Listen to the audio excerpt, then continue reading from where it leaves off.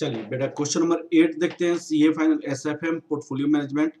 ये एक बहुत ही अच्छा क्वेश्चन है पोर्टफोलियो मैनेजमेंट का। तो ये शार्प इंडेक्स मॉडल पे टोटल वेरिएंस है। इसमें हम सिस्टमेटिक रिस्क के स्टडी करेंगे, अनसिस्टमेटिक रिस्क के स्टडी करेंगे और टोटल शार्प इंडेक्स मॉडल पे टोटल वेरिएंस के बारे में स्टडी करेंगे। ठीक है ना बेटा। चलिए, the following details of the given X and Y company stocks with the Bombay Sensex for the period of 1 year. Calculate the systematic, unsystematic risk of the company's stocks. If equal amount of money is allocated for the stock, what should be the portfolio risk? Portfolio risk भी निकालनी है।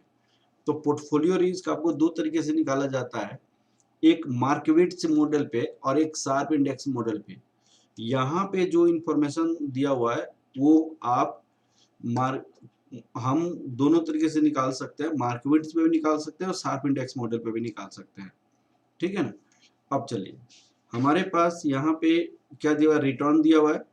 यहाँ पे return है, ये return on market portfolio है, return of the x securities है, return of Y securities है। वेरिएंस ऑफ दिस का मतलब क्या होता है, टोटल रिस्क कहा जाता है इसको। इसको क्या कहा जाता है, टोटल रिस्क।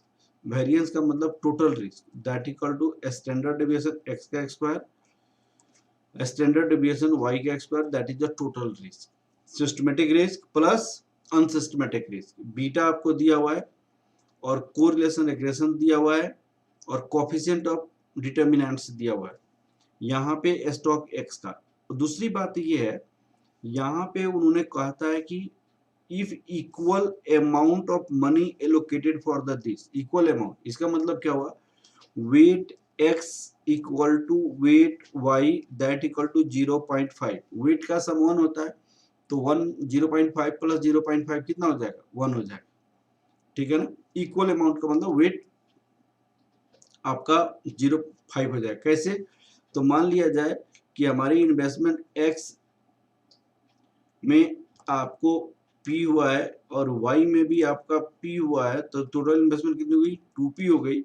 और वेट निकालें तो कैसे करेंगे, P divided by 2P, P divided by 2P that equal to 0.5 और 0.5 और वेट का सम कितना होता है, 1 होता है। ठीक है ना, वेट का सम 1 होता है। तो सबसे पहले आपसे पूछी गई सिस्टमेटिक रिस्क, तो सिस्टमेटिक रिस्क का फॉर्मूला क्या होता है, सिस्टमेटिक रिस्क, ये वेरिएंस किसका है, मार्केट का वेरिएंस है, स्टैंडर्ड डिवीजन मार्केट का square.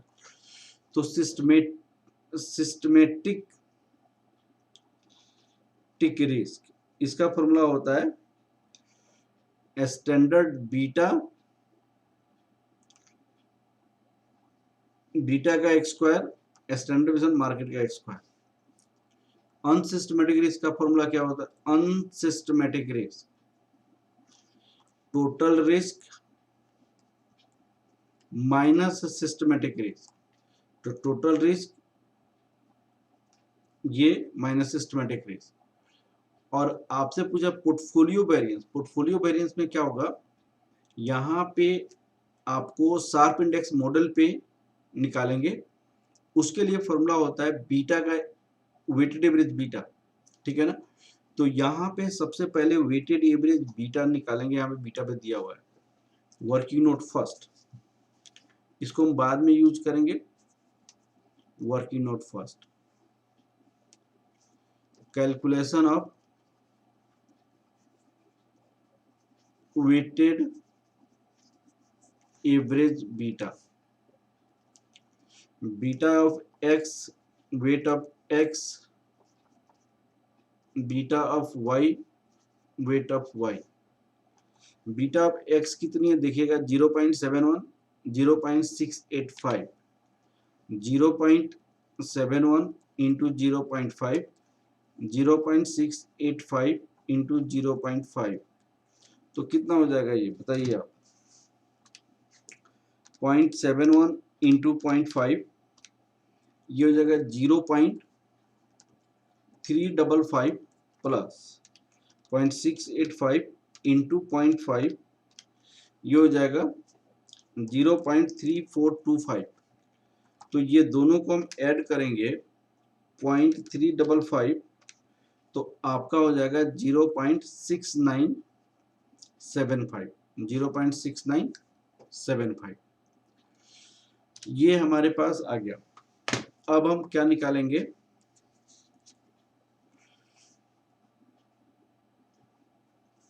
Calculation of systematic risk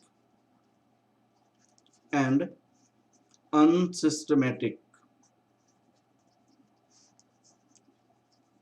risk. यहां पे दो कंपनी के बारे में हमें बनानी है।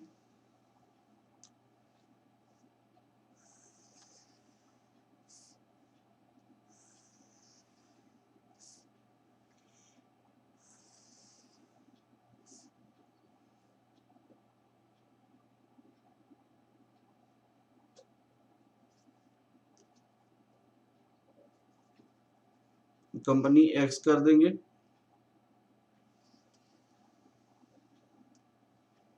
यहाँ पे कंपनी वाई कर देंगे, वाई। यहाँ पे लिखते हैं systematic risk.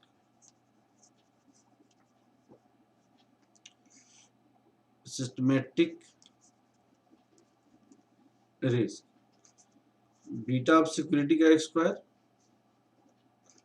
Into standard deviation market का square, 0.71 whole square into 2.25। Beta of the security यहाँ पे 0.71 है, standard market 2 point, variance of market का वेरिएंस ऑफ मार्केट 2.25 है। उसी तरह यहाँ पे 0.685 होल स्क्वायर इंटू 2.25, 1.134 1.056। अब आपको ये आपका क्या आ गया, सिस्टमेटिक रिस्क आ गया। यहां पे अनसिस्टमेटिक रिस्क, अनसिस्टमेटिक रिस्क में क्या होता है, total risk minus systematic risk. अब देखिए यहाँ पे टोटल रिस्क माइनस सिस्टमेटिक, इस वेरिएंस को टोटल रिस्क कहा जाता है। तो 6.30 5.86, 6.30 माइनस 1.134 5.166, यहां पे क्या हो जाएगा 5.86 1.056 4.804। अनसिस्टमेटिक रिस्क का अल्टरनेटिव ही फॉर्मूला है, अल्टरनेटिव। अल्टरनेटिव इसको कैसे निकाला जा सकता है, unsystematic risk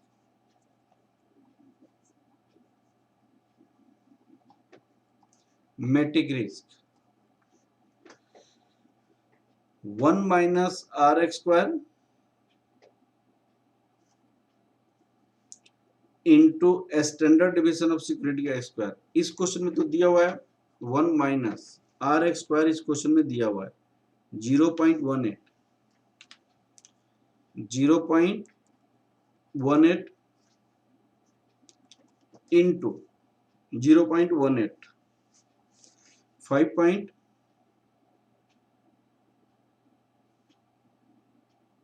0.18 6.3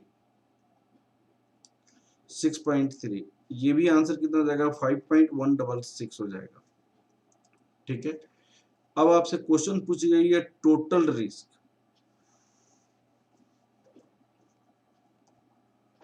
total risk systematic risk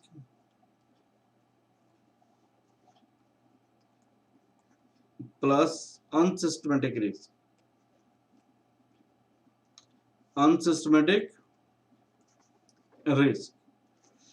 तो आपका ये सिस्टमेटिक रिस्क कितनी है? 1.134, 5.166, 6.3 हो जाएगा, 1.056 प्लस 4.804, 804, 5.86 हो जाएगा, 5.86 हो जाएगा। ये हमने सिस्टमेटिक रिस्क लिखा, टोटल रिस्क निकाला। अब आपको अनसिस्टमेटिक रिस्क निकाला, पोर्टफोलियो रिस्क आपको निकालनी है।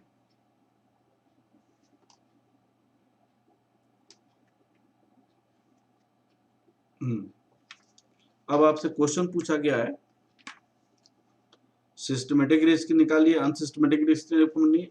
If equal amount of the allocated what should be the portfolio risk. अब पोर्टफोलियो रिस्क हम बताने जा रहे हैं as per Sharpe index model.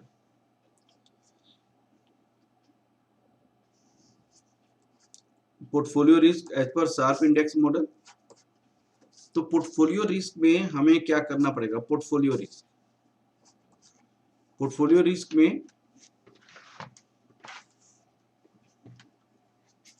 Sharp index model के बेसिस पे पोर्टफोलियो रिस्क निकालनी है।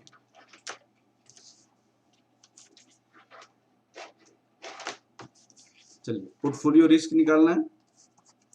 तो पोर्टफोलियो रिस्क में हमें आपको निकालना पड़ेगा कि weighted average risk, weighted average beta, जो हमने क्या निकाला है यहाँ पे, वेटेड एवरेज बीटा निकाला है 0.6975 into variance of market into 2.25। Variance of market कितना हो जाएगा? 2.25 हो जाएगा।